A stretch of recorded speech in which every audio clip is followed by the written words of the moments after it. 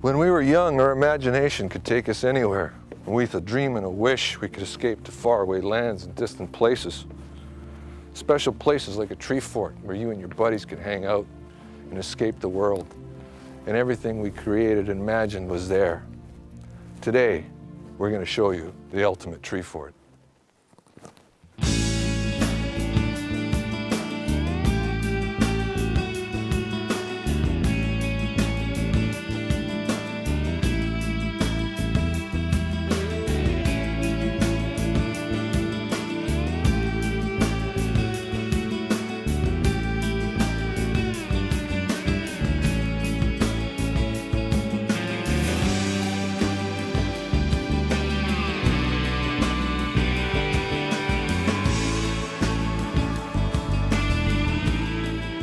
Long ago, our ancestors learned that in order to survive, you had to have adequate shelter from things that tried to eat you. Some took to caves and others took to treetops.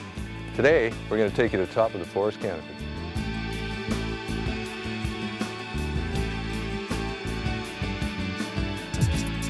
So we're just about to get on BC ferries for a short ride from the Vancouver mainland over to Quilicum Beach to make our way to the land of spheres. So here we go. In the event of an emergency, a light will come on, tell you that your ass is about to touch the water. Look at the lights in this place. It's like a mobile suntan booth.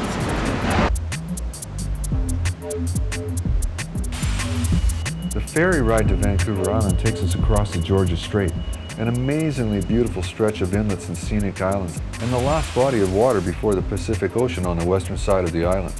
Well, what is it that takes people from that and makes them go even further? Off the grid, away from it all. What dreams did they have? What life experiences did they have that made them leave this and go further back to the trees, up top? We're about to start our last leg of the journey by docking and touching land, just so we can go to the land of the spheres and get off of it again, because we're going up to the trees. This is going to be cool, guys. This is going to be wild. We're going back to our roots.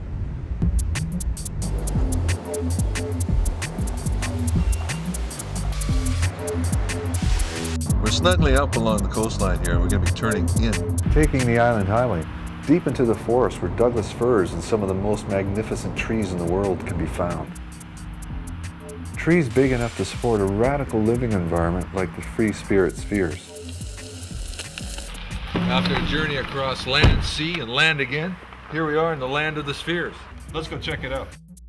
I'd spoken to Tom Chudleigh, the builder and designer of the spheres before, but this was my first chance to see them and hear about some of the unexpected adventures guests had encountered living in the forest. So the father of the family was out, he was taking some pictures, he was standing right out underneath the sphere. And along come the black bear, wandered by. This guy saw him and he couldn't figure out what to do, whether to yell or run or... Oh God, wow. The big one.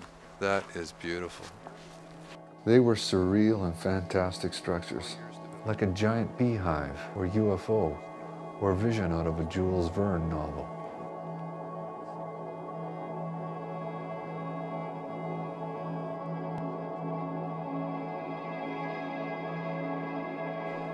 As we started to walk up the tree, I felt like I was taking a journey into another time, when people were free of the ground, themselves, and other limitations. And I wanted to go inside.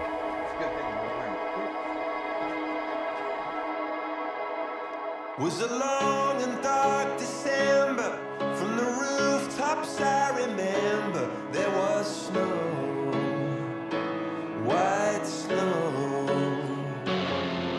Clearly I remember from the windows they were watching while we froze down below.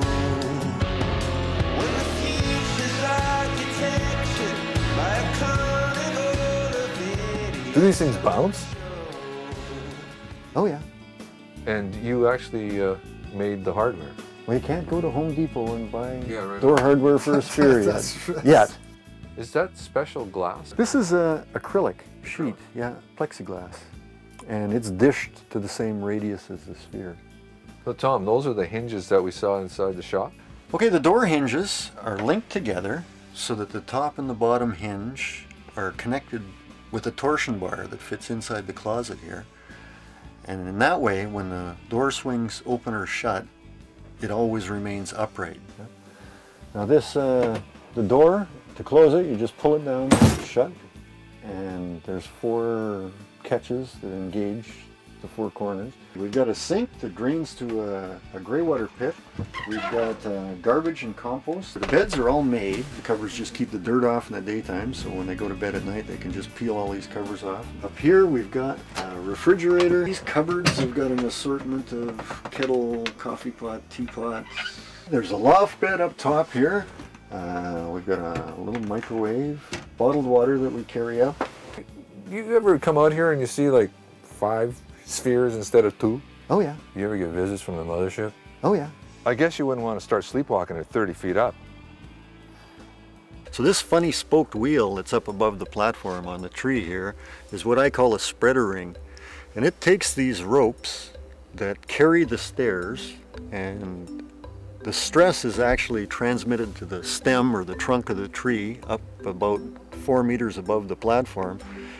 And then that rope that picks up the weight of the stair down below comes up, and through the spreaders do is they spread the ropes out so that the ropes are in column and they go straight down to the outside of the stairs below, and they pick up all the weight. And they also give me something to attach my handrails to. And they allow the stairs to move with the trees so that when the wind is causing the tree to flex and move, the whole stairway goes with it. This being out in nature brings out the holistic healer in me. Now my hands are going to be a little cold, but I want you to cough. Not bad. My mind's gone blank. I was going to ask you, what's your goal? What's your ideal vision of how many spheres you want out here? Oh, at least 20. Really? Oh, for sure. Wow. 40 would be better. Well, you're going to have to build them a lot quicker than one every 2 or 4 years. Oh, yeah.